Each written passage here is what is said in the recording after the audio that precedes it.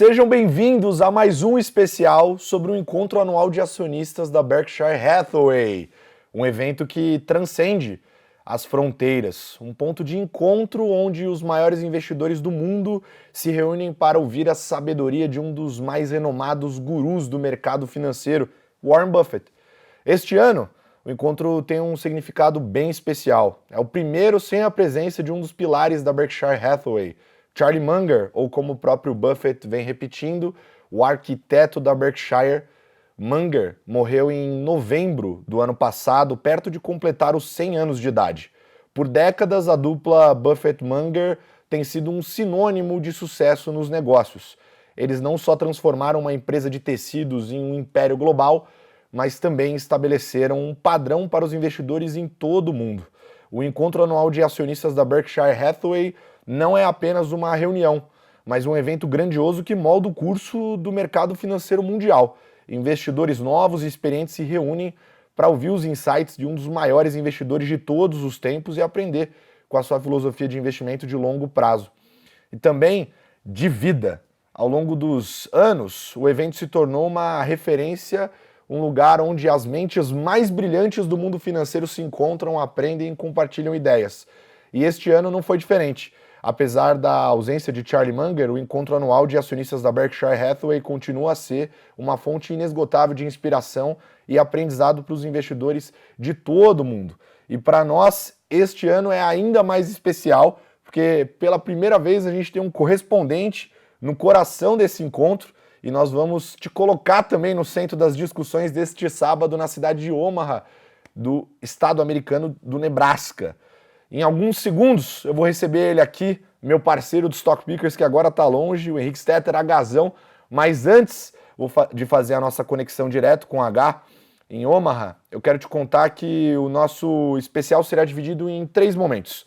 Nesse primeiro momento a gente vai falar um pouquinho sobre os resultados da Berkshire, que foram divulgados hoje. No segundo momento, nós vamos trazer os principais pontos das falas de Buffett, que terminou há poucos minutos. E no terceiro momento, o Stetter vai contar um pouco pra gente de tudo que ele viu em Omaha nesses últimos dias. Como fica a cidade que recebe o evento considerado, sem exagero, a Woodstock do mercado financeiro, a casa de Buffett, a rotina dele, onde fica o escritório da Berkshire e como foi a feira que antecedeu a reunião de hoje. Lembrando que essa cobertura a partir de Omaha faz parte de uma das novas iniciativas do InfoMoney para 2024. Com mais de 20 anos de história, o InfoMoney está presente na vida dos investidores brasileiros por meio de um ecossistema multiplataforma que tem site, newsletter, eventos, canal de WhatsApp e 18 redes sociais. Bom, vamos começar então a fazer contato com o Agazão. Boa tarde, meu querido amigo Henrique Stetter. Como é que tá aí em Omaha? O tempo tá bom ou não?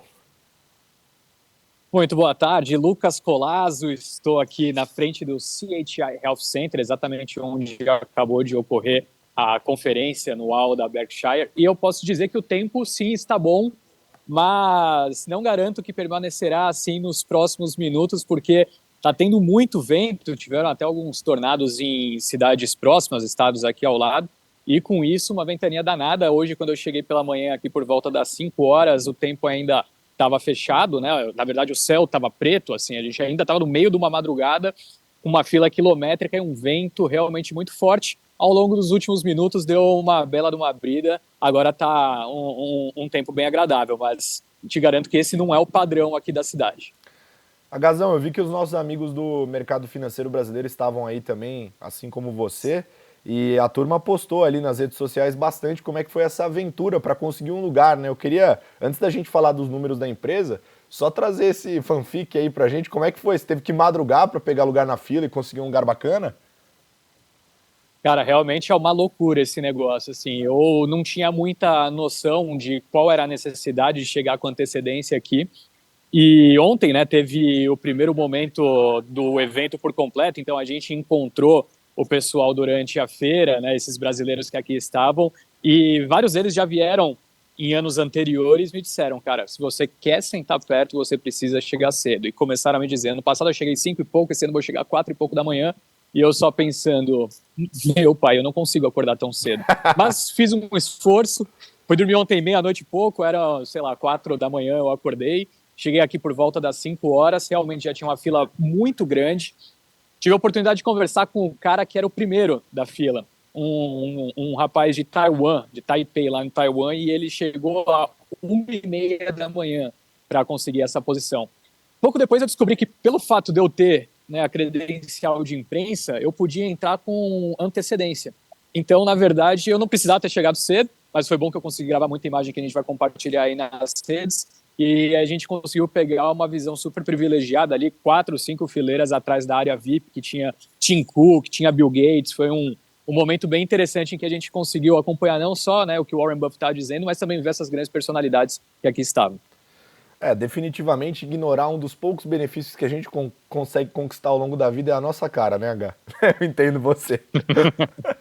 Mas eu vou começar a comentar aqui os números, Agazão, e aí depois eu vou pedir para você me ajudar aqui com o que você viu por aí. Mas a Berkshire vendeu 38,9 bilhões de dólares em ações da Apple entre dezembro do ano passado e março desse ano. Reduziu cerca de 13% de sua participação de 174,3 bilhões de dólares em dezembro para 135,4 bilhões de dólares em março, passando de 905 milhões de ações para 790 milhões. A Apple ainda era o investimento mais relevante do conglomerado no fim do trimestre. O caixa da Berkshire atingiu um novo recorde, aumentando para 189 bilhões de dólares no final do primeiro trimestre, quebrando o patamar estabelecido no final do ano. A companhia também relatou lucros operacionais no primeiro trimestre de 11,2 bilhões de dólares em comparação com 8,07 bilhões de dólares no mesmo período do ano anterior. Eu já queria fazer uma pausa aqui para comentar um pouco sobre essa história do caixa, H. A gente sabe que a taxa de juros nos Estados Unidos está em patamares extremamente elevados comparados ao histórico dos últimos 20, 30 anos na geografia. Inclusive quando a gente olha pela perspectiva de juros reais, que é uma raridade nos Estados Unidos. Quando a gente ajusta pelo risco, né, de ter o tesouro dos Estados Unidos, que é verdade que hoje é pior do que foi num passado recente, justamente por conta das mudanças de leitura de risco, dado o nível de endividamento terrível que a economia americana atravessa nesse momento, mas é fato que continua sendo um dos investimentos mais conservadores, seguros, digamos assim, do mundo, e isso poderia motivar não só o Buffett, mas outros investidores a terem exposição maior em renda fixa em Treasury Bonds, nos títulos do Tesouro Americano. Esse foi o principal motivo para ele estar com esse caixa tão elevado, ou ele disse alguma outra coisa em relação ao valuation, ao preço dos ativos? Não, você foi cirúrgico, Cola. Assim, até foi bem interessante porque por alguns momentos Buffett comentou sobre a situação fiscal dos Estados Unidos, né? Ele chamou a atenção para esse risco, até fez um elogio a Jerome Powell no momento em que a plateia o aplaudiu, falando sobre, né, a condução da política monetária, mas disse que Powell não tem muito o que fazer quando o assunto é o fiscal. E a gente sabe que esse ano é um ano eleitoral, uma polarização que também ocorre por aqui. Naturalmente, o candidato que vencer vai ter que gastar dinheiro para agradar, né, aqueles que o votaram. Então, esse é um fator importante e que, se você parar para pensar, né, no modelo de negócio atual da Berkshire, faz bastante sentido, apesar de ser, né, uma empresa com vários investimentos em ativos da economia real. Faz sentido você pensar que os juros altos também não é tão ruim, né? Tem uma posição de caixa super elevada aí, você comentou, somando, né, dinheiro de fato parado em caixa com treasuries, dá um pouco mais de 180 bi. Buffett falou que espera que atinja esse patamar de 200 bilhões de dólares já no próximo trimestre. E a maior posição, né, que a gente vai falar daqui a pouquinho um pouco mais sobre a empresa, mas a maior posição que a Berkshire tem é a Apple. E a gente sabe também que essas Big Techs são empresas que possuem, né, bastante dinheiro parado em caixa. O negócio que a gente vê de seguros, né, da posição em seguradoras também é um tipo de negócio que se beneficia de juros mais elevados por conta do float. Então, são vários modelos de negócio que, para o Warren Buffett, enfim, não são tão ruins de se enxergar juros elevados, mas claro, né, dada a posição que eles possuem em tantas outras empresas, eu imagino que ele gostaria de ver uma situação mais controlada e poder ganhar dinheiro, de fato, com a valorização dessas companhias. Perfeito. Agazão, sobre a Apple, já que a gente já comentou um pouquinho sobre os movimentos da Berkshire, a gente sabe o quão otimista o Warren Buffett é com a companhia, sempre acreditou muito no valor dela, Tim Cook, que é o CEO da empresa, sempre está nos eventos ali no front row, né, nas primeiras fileiras do evento, e ele fez esse movimento de diminuição, né? Eu estava acompanhando ali, vi que justamente essa foi a questão que basicamente abriu o evento, e ele deu uma enrolada ali. Eu não sei se você sentiu a mesma coisa, ele ficou dando umas voltas para dizer que continuava gostando, colocou também a questão do caixa ali no meio para dizer que o Treasury tá bom, etc. O que você sentiu em relação a isso? É realmente uma venda marginal? Ele continua acreditando muito na tese ou houve alguma mudança em relação à leitura da Apple? Ele disse que a Apple, enfim, é a maior posição. Na verdade, isso ele não precisa dizer, todo mundo sabe, mas que vai continuar sendo por um bom tempo, e disse que é uma empresa melhor até do que aquelas outras que ele possui também nessa participação há tanto tempo, Coca-Cola, American, enfim. A gente viu uma situação bem interessante, como você comentou, Cola, logo no início do evento, né, o resultado tinha acabado de sair, e o Tim Cook tinha acabado de chegar, ainda não tinha começado de fato, né, nem o vídeo que fizeram de homenagem ao Munger, nem depois as entrevistas, o Q&A ali com o Buffett, e nesse momento tinha a transmissão, né, da CNBC passando em cima do palco e era possível ver eles demonstrando exatamente essa chamada, né, que era o quanto que a Berkshire tinha vendido de posição na Apple, e o Tim Cook chegando ali para se sentar, trocando ideia com o pessoal, sorridente, pelo menos se posicionando com uma naturalidade. Ele provavelmente já sabia que a Berkshire tinha feito isso, mas enfim, foi um momento curioso em que a mídia local estava de fato chamando atenção para essa pluralidade de situação, né? Por um lado, uma confiança que se traduz ainda numa posição bem relevante, mas querendo ou não, se o negócio era aumentar a posição em Treasury, ele poderia ter escolhido vender algumas outras empresas também. Tudo bem, é a maior, né? Praticamente ali 50% do portfólio. Fazia sentido, de repente, diminuir essa, mas por que não as outras? A gente sabe, conversando com vários gestores que estão posicionados, né, nessas big techs norte-americanas, que a Apple é, de fato, atualmente a menos benquista. Então, me parece conversar um pouco com a dinâmica operacional, mas, como você bem disse, ele enrolou demais e acabou não trazendo uma resposta definitiva a respeito do que ele está achando do momento da empresa, né? Ele, de fato, deu a sensação, transpareceu essa sensação de que não está se sentindo 100% confortável com curto prazo. Mas ele também não olha tanto para o curto prazo, né? A visão dele é mais distante. Perfeito. Só para a gente amarrar aqui para o segundo bloco, onde a gente vai trazer esses takes que você traz diretamente do centro de Omaha, né? A Berkshire Hathaway registrou um lucro líquido de mais de 12 bilhões no primeiro trimestre de 2024, uma queda de 64,2% ante o mesmo período de 2023, segundo o balanço divulgado hoje. No mesmo período do ano passado, a empresa de investimento teve um lucro líquido de mais de 35 bilhões de dólares. Apesar dessa queda de 64% no lucro em um ano, o Dow Jones aponta que analistas esperavam que o tombo fosse ainda maior, de 72%. Já os lucros operacionais saltaram 39% na comparação anual, passando aí dos 11 bilhões de dólares. A empresa comprou... Posso fazer um comentário rápido sobre isso? Por favor. Perdão te interromper. Sei que a gente até está com delay, não deveria fazer isso, mas esse é o número que a gente precisa observar, tá? É o lucro operacional que realmente faz mais sentido quando a gente está olhando para a companhia. Por quê, Henrique? Porque, enfim, quando você tem uma posição grande, né, em diversas companhias e várias delas são de capital aberto, uma empresa como a Berkshire acaba, né, no seu resultado ali, quando você não está olhando para o operacional, acaba sofrendo a influência da variação de preço dessas ações no período, que às vezes não se traduz a dinâmica operacional dessa empresa. Às vezes os lucros estão aumentando, né? Se você olhar de fato os números divulgados, cada companhia, a somatória de tudo isso acaba sendo um número maior do que foi no trimestre passado, mas se você levar em conta a desvalorização da ação nesse período, acaba sujando o resultado e parece que a performance da Berkshire foi pior do que a realidade. Perfeito. E, inclusive, sobre isso, ele fez um comentário interessante sobre o quanto a Berkshire gera por dia em dólares, que são mais de 100 milhões de dólares por dia, incluindo os finais de semana e os feriados. Então, depois dessa explicação do Stetter, mais com esse comentário que eu acabei de colocar, fica claro que os resultados da empresa não são ruins, tá, gente? É só uma variação de preço, tem que entender esses números e como a H colocou bem explicado aí, agora ficou mais claro para todo mundo.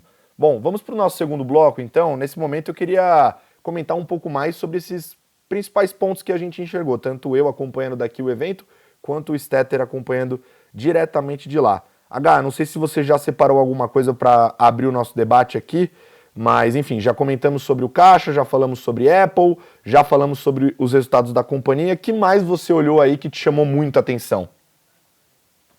Eu vou fazer um gancho, até já que a gente estava falando de Apple, com o que ele falou sobre inteligência artificial, que eu achei bem interessante. Buffett trouxe aquela bela dose de humildade que é clássica dele quando ele realmente não se sente confortável em falar sobre alguma questão em específico, basicamente trazendo, né, a informação de que as pessoas, até mesmo, né, aquelas que estão dentro da companhia atualmente, não conseguem compreender por completo os impactos que a AI terá tanto nas empresas que eles têm essa participação, como também os riscos, né, de serem disruptados eventualmente. Então, quando a gente se sente um pouco desconfortável com esse tema e, né, quantas e quantas vezes a gente já não conversou sobre isso, sobre os potenciais impactos, nem sempre a gente consegue chegar numa conclusão, me tranquiliza saber que o próprio Warren Buffett também não tem essa resposta. Pois bem, mas eu fiquei com uma pulga atrás da orelha. Queria até debater com você. Nos comentários, a gente sabe que o Buffett, inclusive ele falou, isso foi um dos grandes pontos também do evento, como é todo ano, ele lembrou sobre a questão do círculo de competência, né? Ou seja, você deveria manter os seus investimentos em cima daquilo que você compreende com algum nível de profundidade. Seja sobre dinâmica do setor, regulação, né? Você nunca pisar para fora disso. Então, um exemplo aqui que ele deixou claro sobre esse círculo de competência, quando ele foi perguntado sobre Índia. Índia é um dos temas do mercado que chamam a atenção todo ano, porque todo mundo fala que é a futura China, que é uma China mais barata, etc. Ele assumiu que existem oportunidades definitivamente na Índia, até pela dinâmica do próprio país, mas que a Berkshire deve ficar longe por conta do círculo de competência. Então aqui um exemplo onde o círculo de competência mantém um Buffett distante de um assunto. Agora, inteligência artificial é algo para o ambiente micro das companhias que é bem relevante, inclusive dentro das principais posições dele. Vamos lembrar aqui que a Apple está sendo tratada como uma das grandes perdedoras dessa corrida de inteligência artificial. É uma empresa que foi um pouco mais lenta nos seus movimentos, não realizou investimentos como a Microsoft fez, como o Google vem fazendo, a Amazon, né, vem fazendo, então isso deixou ali a Apple um pouco para trás. Só que eu senti o comentário dele como se fosse algo que eles não estão tão preocupados em entender. Essa foi a sua perspectiva também? Alguém comentou alguma coisa sobre isso? Realmente eu tendo a concordar, mas me parece mais ter sido uma dose de humildade para não falar alguma coisa e depois chegar, né, a realidade bater na porta e ser algo diferente, tá?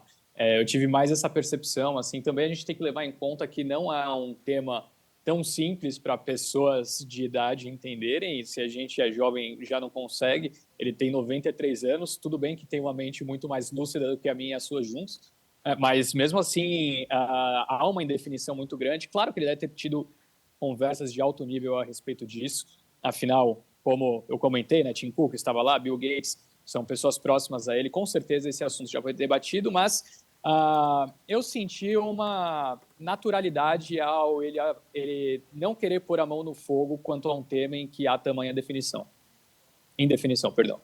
Perfeito. Outro tema que ele abordou que eu achei interessante, que é um tema similar aos gestores brasileiros que a gente recebe na nossa bancada lá no Stock Pickers, é a exposição dele a Japão. Japão é uma geografia que recentemente ganhou bastante destaque no mercado, basicamente por conta da dinâmica de política monetária ter mudado de maneira razoável, né? Lembrando que o Japão trabalhou ali com taxas de juros negativas durante muito tempo, né? Próximas de zero, e pela primeira vez em muito tempo as taxas de juros por lá estão positivas. E a bolsa tem chamado muita atenção também no Japão. O que ele comentou sobre essa geografia em específico? Porque quando ele foi questionado sobre outras, ele fugiu um pouco, fortaleceu a ideia de que a Berkshire vai continuar focando seus investimentos nos Estados Unidos. Ele inclusive foi ovacionado quando ele disse isso. Queria saber sobre a visão de Japão especificamente. Realmente fica fora dessa questão? Eu vou comentar alguns pontos que você trouxe. Realmente, essa esse momento foi bem interessante, assim, alguém tinha... Aqui a gente viu muitos asiáticos. Todos os dias, assim, eu chutaria pelo menos uns 30, 40% da galera provavelmente era asiático. E quando a pessoa da Ásia, não consigo afirmar, provavelmente da China ou de Taiwan, Hong Kong, enfim, alguma dessas regiões, fez a pergunta sobre investimentos por lá, foi interessante ver que algumas pessoas, até uma que estava ao meu lado, reagiu gritando, celebrando o fato, né, dessa menção. Porém, a resposta do Buffett foi super contrária, né? Ele falou, cara, não, a gente vai continuar investindo o nosso portfólio aqui de maneira mais fervorosa nos Estados Unidos, mas aproveitou para comentar um pouquinho sobre o Japão, né, nessa mesma dinâmica, porque apesar dele focar de fato esses investimentos no país norte-americano, ele já fez vários em outras regiões. Ele comentou que está analisando profundamente um ativo também no Canadá. E o fato desse investimento nos 5 conglomerados japoneses feitos ali há alguns anos atrás foi no momento perfeito, né? Porque, como você bem colocou, atualmente uma política monetária ultra-acomodatícia no Japão, e isso contribuiu bastante para que ativos se valorizassem, né? O câmbio ali estava praticamente travado, então a gente viu a bolsa, o Nikkei, atingindo seus maiores patamares de preço dos últimos 40 anos. Parece que ele acertou muito no timing e ele não deu nenhum sinal de querer fazer um desinvestimento na região. Porém, ele ressaltou que a gente não deve esperar grandes esforços de fato sendo realizados em outros países, né? Então, como você colocou, Índia, ele falou que não tem uma vantagem, ele não tem uma vantagem competitiva muito clara com os gestores do país indiano. Ele falou, com certeza tem oportunidade na Índia, mas eu tenho conhecimento mais profundo do que aqueles gestores que lá estão. E a gente sabe que a Índia é um país um pouco bagunçado, é difícil de entender no detalhe. Então, me parece fazer bastante sentido, né? De fato, aquele tema que a gente ouve vários gestores brasileiros fundamentalistas dizendo que você tem que focar, de fato, no seu círculo de competência. Aliás, nesse ponto eu acho interessante, porque sempre que eu escuto essas perguntas no Annual Meeting, eu lembro o quanto é simples a filosofia de investimento do Buffett, porque as respostas dele são muito simples e elas rimam todos os anos, não mudam muito, né? Então as pessoas ficam tentando explorar com ele, estressar os cenários, perguntar de Índia e tal, e ele sempre traz de volta para a história do círculo de competência. Mas eu queria falar um outro tema extremamente relevante, talvez um dos mais importantes discutidos ao longo do evento, que é sobre a própria Berkshire, sobre a transição do comando da companhia, né? Obviamente, após o falecimento de Charlie Munger, eu imagino que uma preocupação começa a se instaurar, né? Uma vez que a dupla deixa de existir, e Buffett falou muito sobre isso no evento, né? Chegou até a citar aqui que qualquer pessoa que queira se aposentar aos 65 anos seria desqualificada como potencial CEO da Berkshire, e o Greg Abel, né, que está sendo cotado ali como o provável CEO, o próximo CEO da Berkshire Hathaway. Eu queria ouvir de você, H, o que você sentiu nas perguntas e nas respostas sobre esse processo de sucessão, primeiramente, e se você sente que mudou alguma coisa na dinâmica do próprio evento, se o Greg subiu um pouco na mesa, digamos assim, mostrou que realmente está apto para assumir o comando, e o que as pessoas por aí estão comentando sobre isso também. A minha resposta é afirmativa quanto a isso, tá? Eu acho que ele de fato se posicionou hoje como a pessoa que vai liderar a Berkshire no futuro. Ele até estava andando no meio da feira ontem mesmo, no meio da galera, assim como o Buffett fazia no passado. E eu confesso que eu nunca tinha escutado ele falar por tanto tempo e me passou uma certa convicção de que, de fato, eu estava sendo muito bem preparado para assumir esse posto. Tenho uma dúvida de quem vai tocar o portfólio líquido, né? Se vai ficar sob o comando dele também, ou se algum outro gestor ali vai assumir esse portfólio, mas o nível de profundidade, né, que ele trouxe ali em algumas das suas respostas me transpareceu, de fato, ser uma pessoa com muita segurança no que está fazendo e falando. O próprio Warren Buffett fez alguns elogios a ele, é claro que é a obrigação do Buffett fazer, afinal, foi a sua escolha, ele tem que transmitir, né, essa confiança para o mercado. E em um dos momentos, Buffett disse que ele não sabe como que, né, é possível com que o futuro CEO faça tanta coisa em apenas 24 horas. Ele entende no detalhe as operações das empresas, ele é o responsável por atender ligações ali de gestores importantes aqui dos Estados Unidos, enfim. A minha percepção, pelo menos, para hoje foi positiva. Foi até curioso, logo no início, né, a primeira resposta que o Warren Buffett realizou, ele terminou falando charm. Era uma resposta, se não me engano, sobre o setor de energia, os investimentos que eles fizeram que não foram tão bem ali no ano passado. E quando ele foi passar a bola para o Greg, ele falou charm, né, com uma fluidez, uma naturalidade de quem fez isso por algumas décadas. Esse momento realmente foi bem interessante.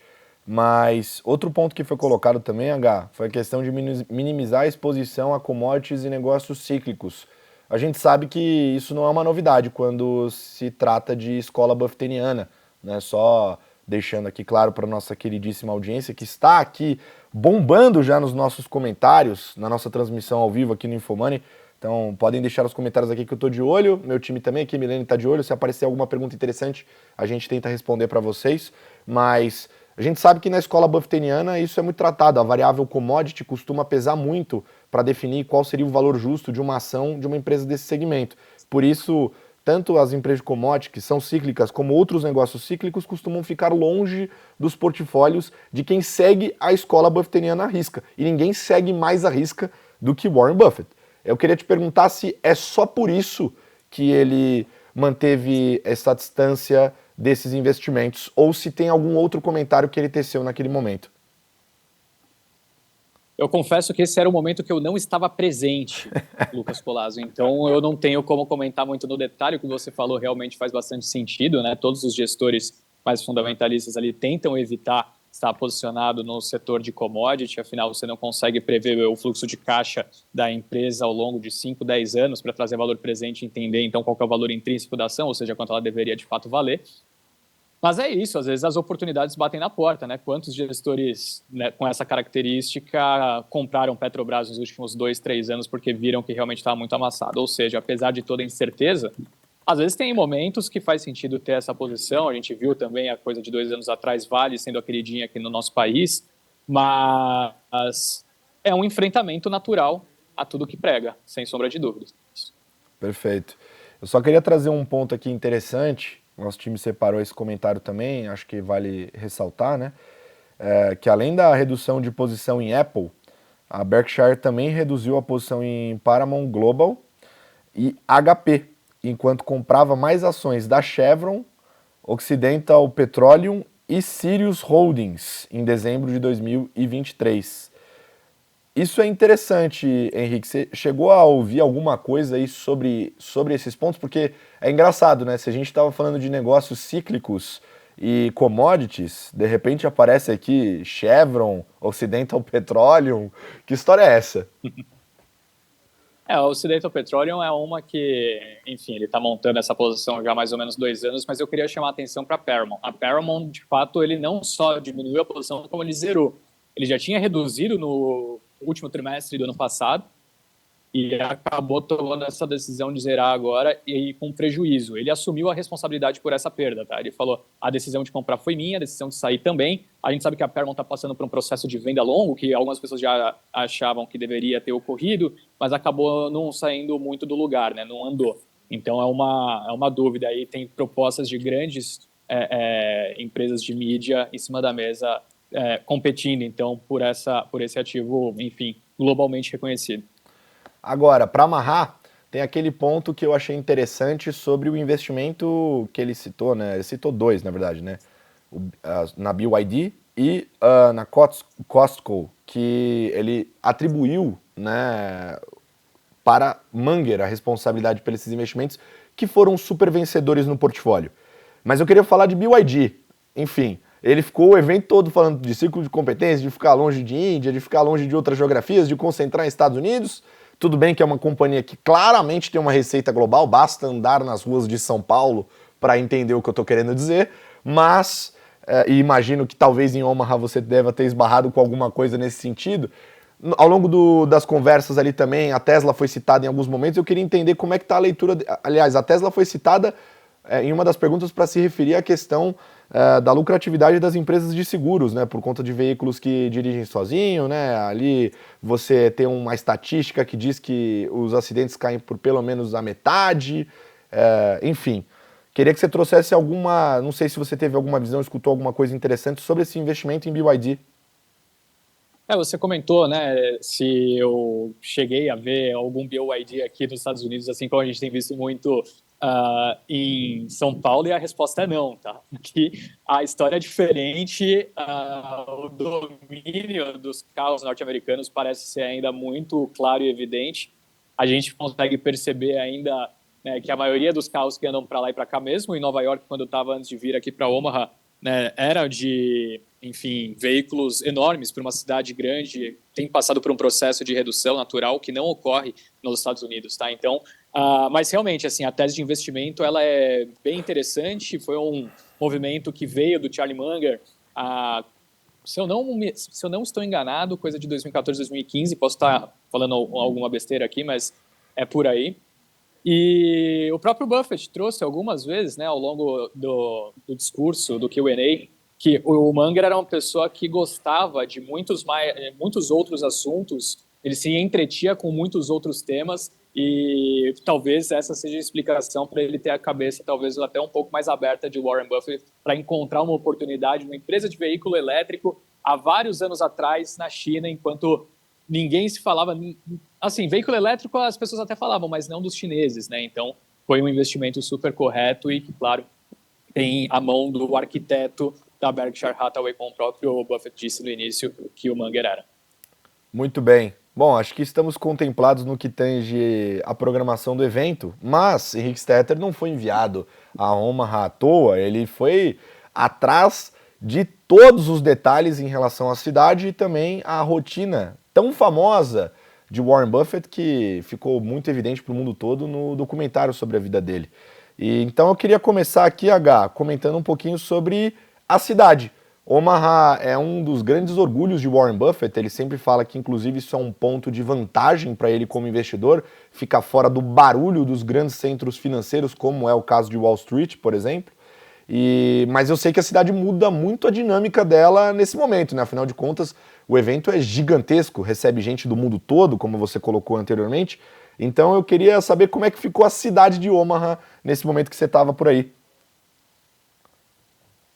Olha, Cola, assim, é claro que a gente consegue ver muito turista, né? Omaha tem menos de 500 mil habitantes.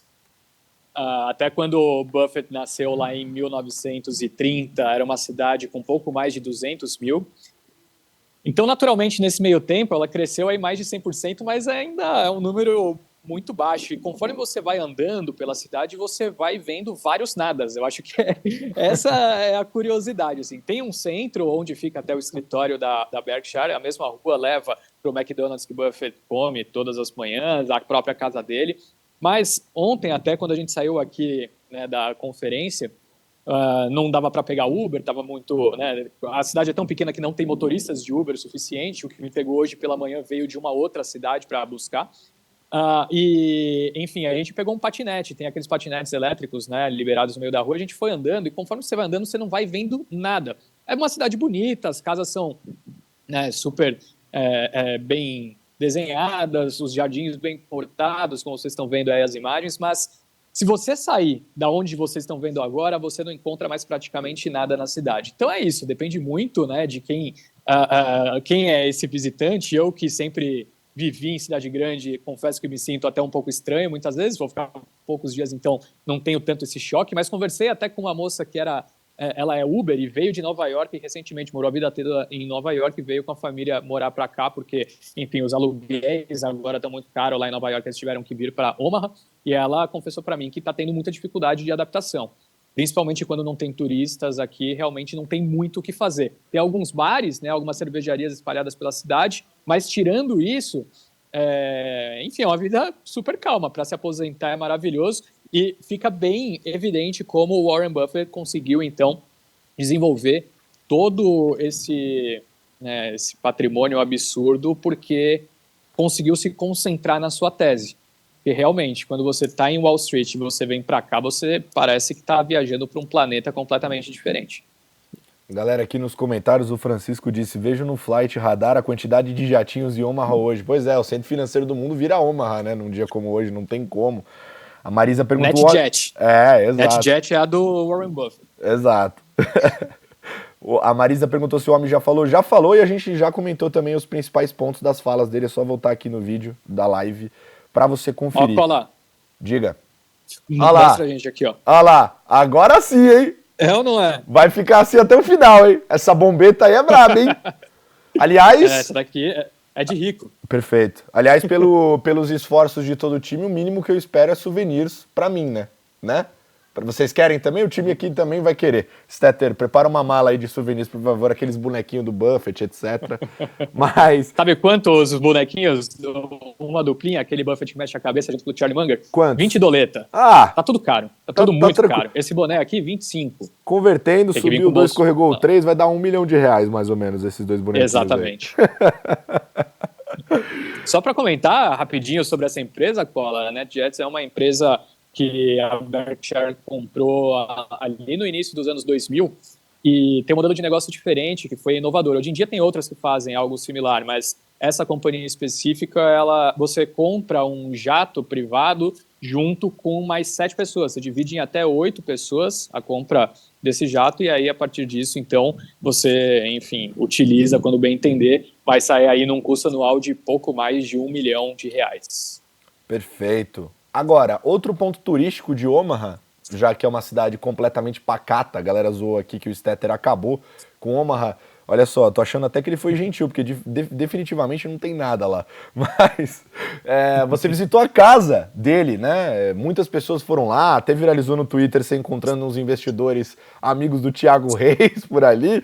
Queria saber como é a casa dele. Agora, sobre a casa, eu já acho que é um pouco contrário do que é sobre a cidade. Assim, a cidade realmente não tem muita coisa para fazer. E normalmente as pessoas falam, é uma casa super humilde, né? É uma casa simples. Eu, honestamente, achei uma casa maravilhosa, tá? Claro, ele poderia ter uma casa muito maior do que essa, uma ostentação de outro patamar, sim, isso é óbvio. Mas é uma casa que, enfim, ele se identifica demais. Ele comprou lá em 1950, enfim, não me recordo exatamente a data, pagou $31 mil. Se você puxar aqui para valor presente, né, com a inflação, corrigido pela inflação, dá mais ou menos $340 mil atualmente. É uma casa, a gente está falando aí em real de R$1,5 milhão, com o valor pago na época, né? Se a gente olhar para o bairro, eu tenho certeza que o valor é muito maior do que apenas esse corrigido pela inflação. E, claro, pelo fato de ter sido a casa do Buffett, qualquer bilionário pagaria um valor alto, né, para ter aí como recordação, de repente fazer até um museu em qualquer momento. A casa dele é a única da rua que tem um portão. Esse portão foi colocado alguns anos atrás porque durante a semana do evento iam muitos turistas e alguns deles até adentravam a residência achando que, enfim... só por não ter muro pode fazer qualquer... Provavelmente brasileiros, com todo respeito à nossa nação, mas a gente costuma ser um pouco mais folgado.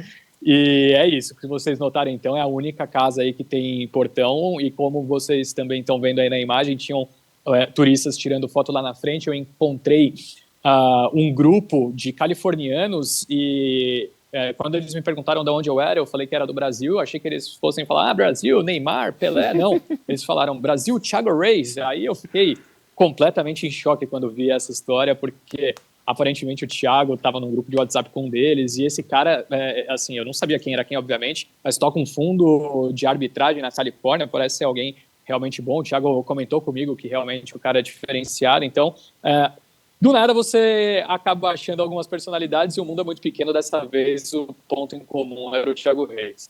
Quem diria o mercado financeiro tomando proporções maiores do que o Neymar nessas situações.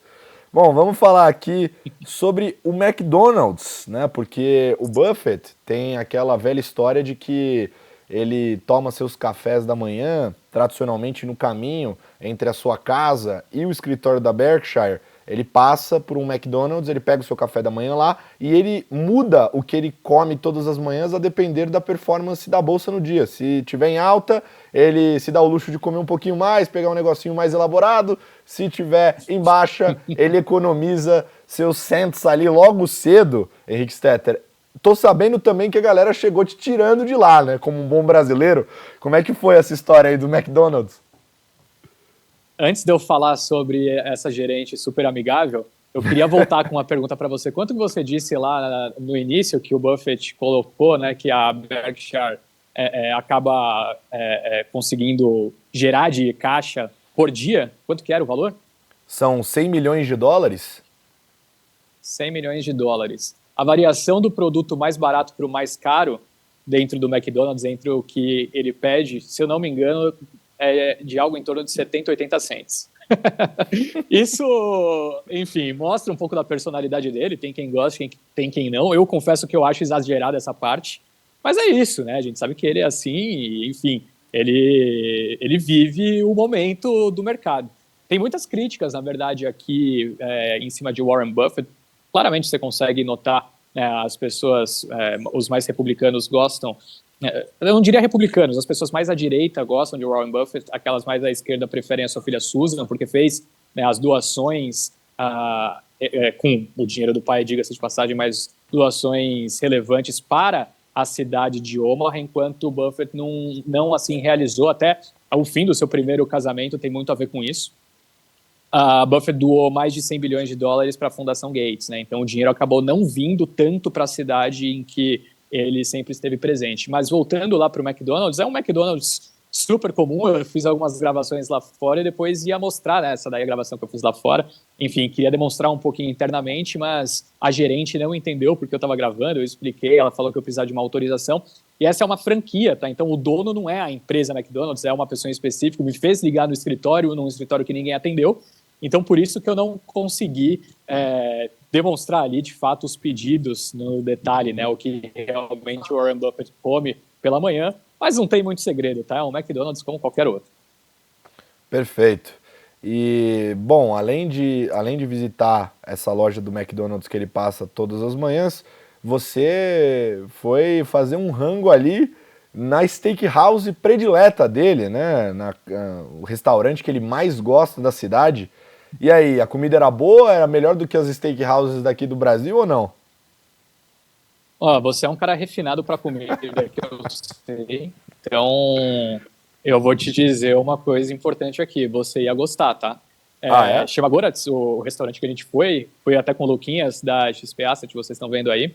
Algumas pessoas da cidade tinham me dito que já não era o melhor steakhouse, né, de Omaha, que alguns outros, 3 ou 4 que surgiram nos últimos tempos, eram melhores. Mas, enfim, a gente pediu um belo de um New York Strip com uma baked potato e estava sensacional, delicioso. E sabe o que é o mais curioso, Cola? Eles têm um buffet de papelão que vai passando de mesa em mesa e é exatamente o mesmo que a gente tem no Stock Pickers. Aí eu estava conversando com o César Paiva aqui, ele me disse que ele foi... O César foi nesse restaurante, procurou na Amazon, no eBay, enfim, nunca encontrou. E um belo dia ele entrou, se não me engano, na Amazon de UK, do Reino Unido, e apareceu. Então ele comprou exatamente 3 iguais a desse restaurante. Então o que a gente tem aí, na verdade, é uma inspiração que o César Paiva teve olhando para o Goratz. E um entrosamento incrível para fazer vlog entre Henrique Stetter e Lucas Biolchini da XP Advisory, realmente incrível ele mostrando o pontinho da carne. Mas você também visitou o escritório da Berkshire, que muita gente não sabe, mas não é tão grande quanto as pessoas imaginam, né, Agazão? Tem 25 pessoas que trabalham dentro daquele escritório. Uma empresa que vale mais de 860 bilhões de dólares. Isso é incrível. Mas é isso, fica ali no centro da cidade, como eu disse, o centro não tem muita coisa, o prédio também, assim, para a gente que convive aí, né, dentro da Faria Lima, enfim, na JK, a gente está adaptado a ver coisas muito mais luxuosas. E, obviamente, por ser 25, né, por serem 25 funcionários, naturalmente também não é o prédio da Berkshire, né, eles possuem ali, no máximo, um andar, de fato, um escritório dentro do prédio. Também, assim, tem a sua, né, o seu emblema, né? Ele é um prédio que é marcado por ser a sede do escritório, mas confesso a você que não tem nada demais também. É um prédio super comum. E sexta-feira eu sei que também teve uma programação em paralelo aí, não sei se todas as pessoas da nossa audiência sabem, mas dado a quantidade de pessoas que chegam em Omaha, né, tem que aproveitar esse momento, né? E como foi essa feira, Gazão? Incrível, Cola, assim, parece um pouquinho a Expert, só que ela tem ela é mais voltada ao entretenimento. As empresas que expõem as suas marcas internamente são todas 100% investidas da Berkshire Hathaway. Ou seja, então você consegue ver ali um pouco de tudo.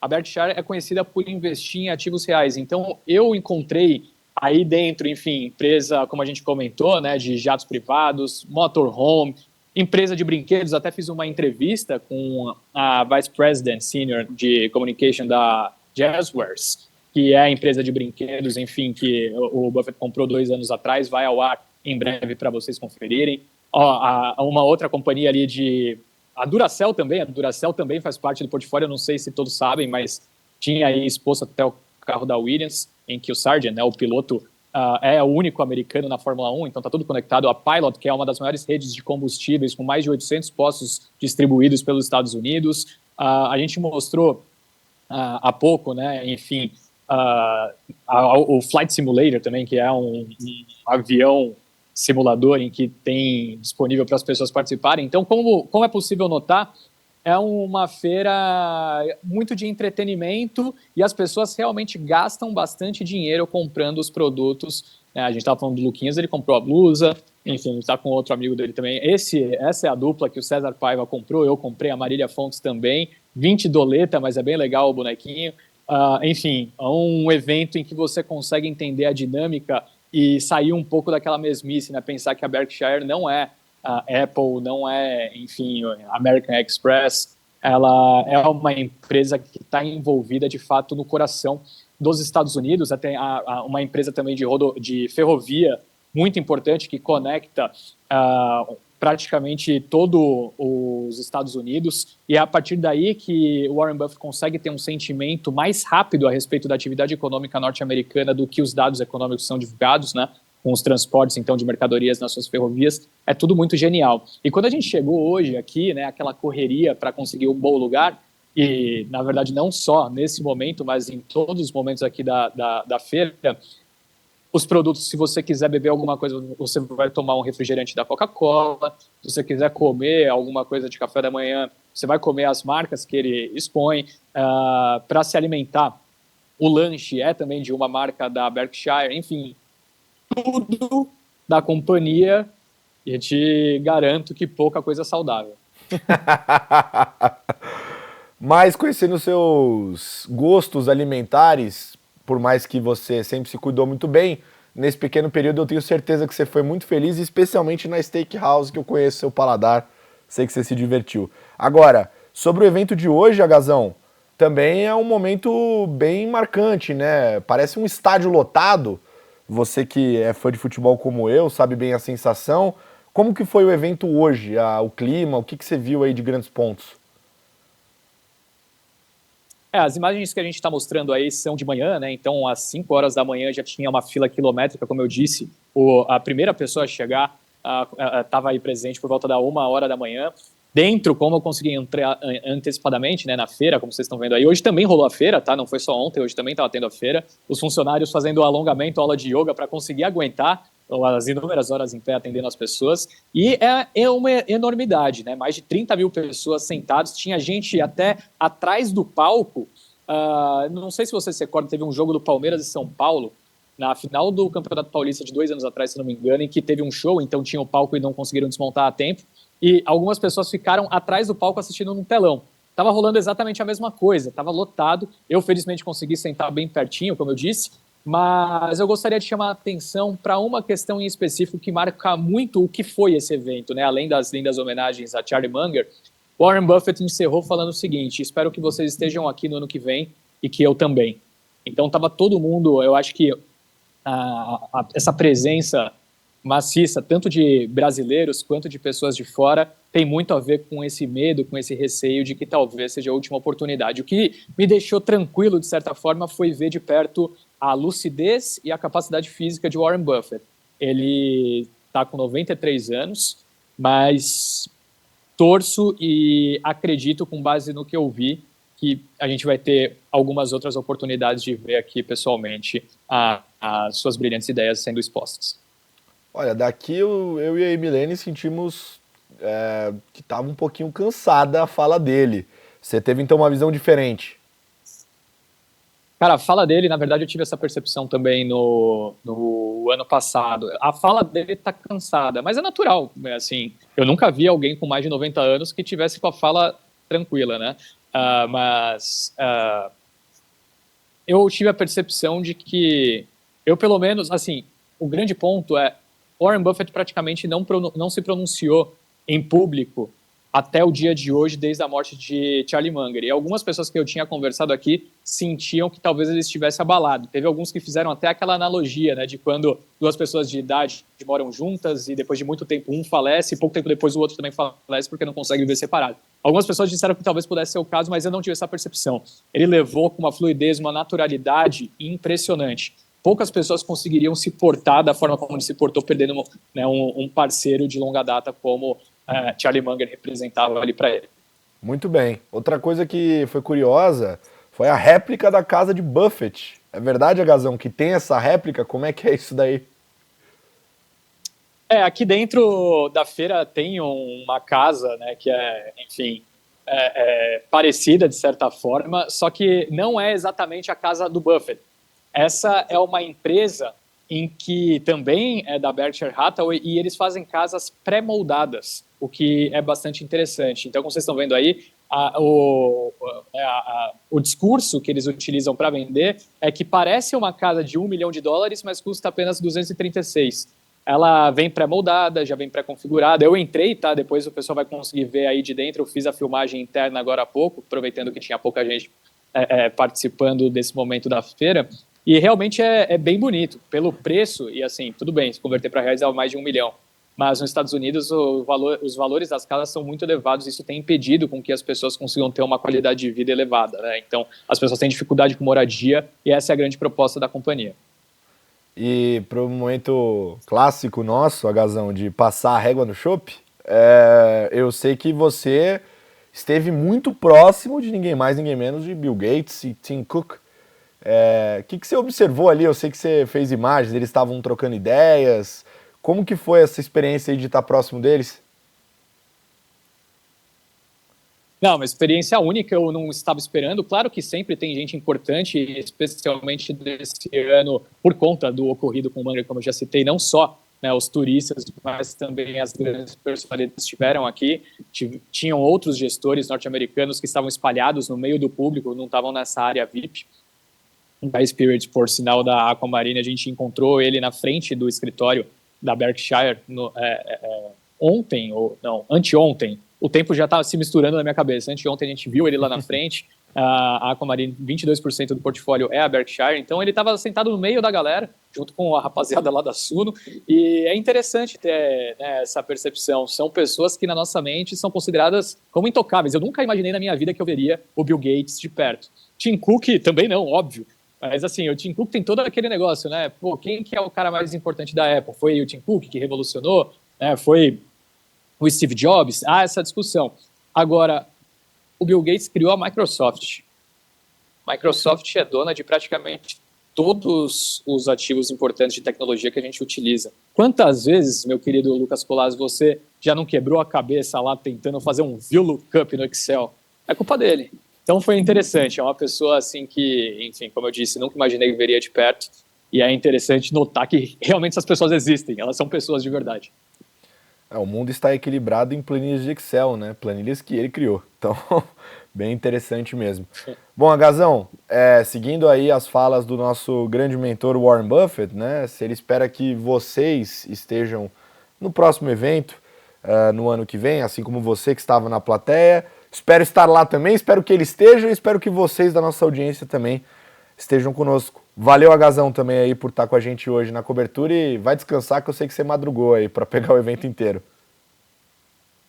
Vou descansar, amanhã tem corridinha também, a gente vai divulgar aí algumas imagens nos canais do Infomoney, então se você não acompanhou ainda a cobertura, tá rolando de forma bem agressiva lá no Instagram. Aqui no YouTube tem vídeo programado para todos os próximos dias. Tudo isso que eu falei de bastidores vão ser apresentados em vídeo, tá? Então eu tenho certeza que vocês vão conseguir entender no detalhe muito do que é Omaha, do que representa essa semana do evento da Berkshire, e espero que gostem.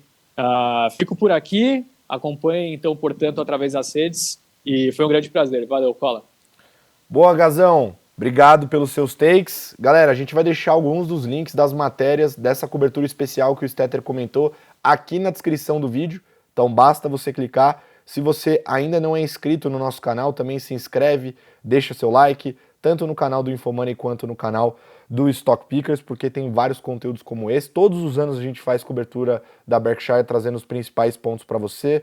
Queria deixar um parabéns também para todo o nosso time que se mobilizou para fazer essa cobertura, tanto a galera da redação, quanto a galera aqui que está no estúdio com a gente, o Stetter que estava em Omaha acompanhando, todos os nossos amigos do mercado também que ajudaram, fortaleceram, que eu fiz a ponte pro H lá, acompanhar o Luquinhas Biolchini, que deu toda a força, vi ele gravando vários vídeos com o Stetter lá, muito legal essa mobilização, é muito bom fazer amizade no trabalho. Eu gosto bastante, que é uma diferença entre Wall Street e aqui na Faria Lima. A gente vai ficando por aqui. Ano que vem tem mais Berkshire. Um beijo. Tchau!